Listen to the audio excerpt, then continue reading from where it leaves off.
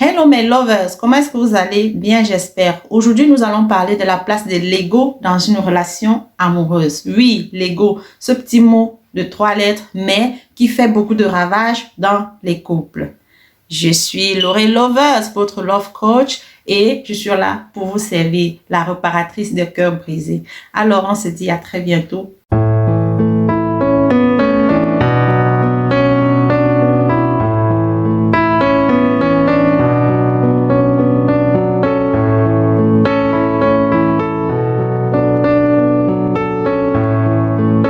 Alors, qu'est-ce que l'ego? L'ego désigne la représentation et la conscience que l'on a de soi-même.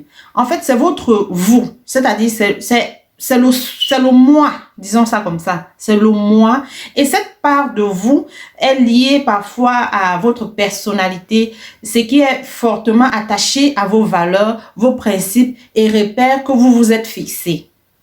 Alors, l'ego dans un couple peut être une bonne chose lorsqu'on sait comment l'utiliser, mais ça peut aussi être le tueur de votre relation.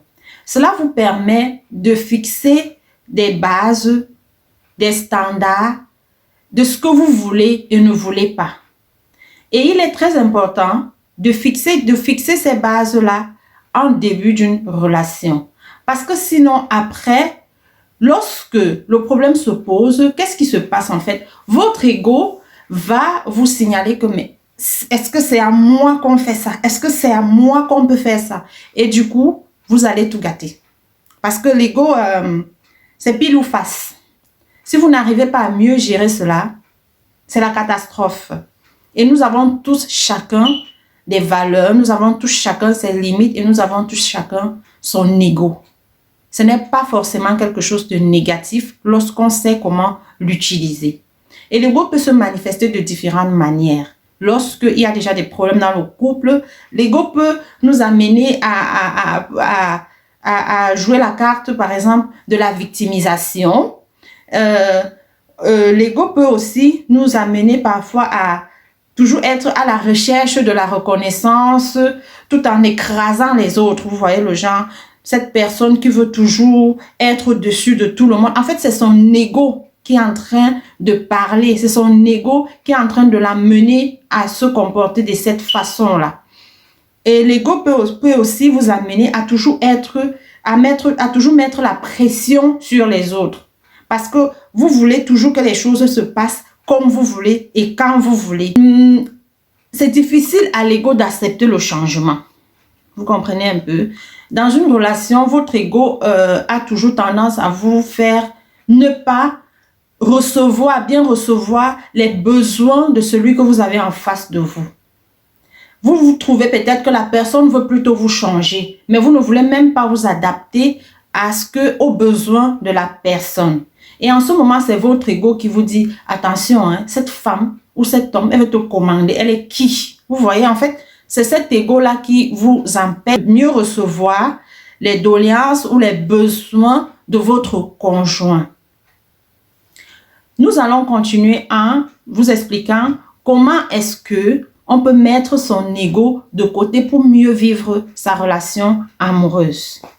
Il est très important de ne pas toujours laisser votre ego vous dicter ce que vous devez faire ou ce que l'autre doit faire. Il est souvent important de laisser votre conjoint, de laisser celui qui partage votre vie faire des choses à sa manière, quitte à se renverser pour se relever. Il ne faudrait pas toujours que dans une relation, votre ego vous amène à dicter les lois, même en ce qui concerne la vie privée ou personnelle de l'autre. Ses choix de vie. Il ne faut pas chercher à changer les valeurs de l'autre.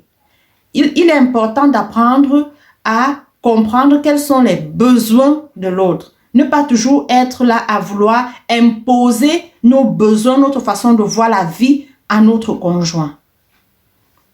C'est un travail, c'est pas facile, mais avec la volonté, on peut y arriver. Et lorsque vous êtes toujours là à vouloir imposer votre façon de voir la vie à votre conjoint, cette personne à un moment donné se retrouve, je dirais entre guillemets, sous votre emprise et cette relation devient malsaine pour cette autre personne. Elle se transforme en une relation malsaine, voire même toxique pour cette personne parce que en ce moment, votre ego empêche à l'autre d'être elle-même. Cette personne ne vit plus pour se faire plaisir, pour être épanouie, mais elle vit pour vous faire plaisir. Elle n'est plus elle-même et c'est très dangereux pour la relation. Pour terminer, je dirais que l'amour demande sans doute des sacrifices et il faut d'ailleurs nécessairement en faire. Mais votre amour ne devrait pas vous amener à franchir les limites de l'inacceptable de l'autre personne. Alors, tenez toujours compte que vous avez en face de vous une personne qui pense, qui peut donc se décider ou prendre des décisions pour elle-même.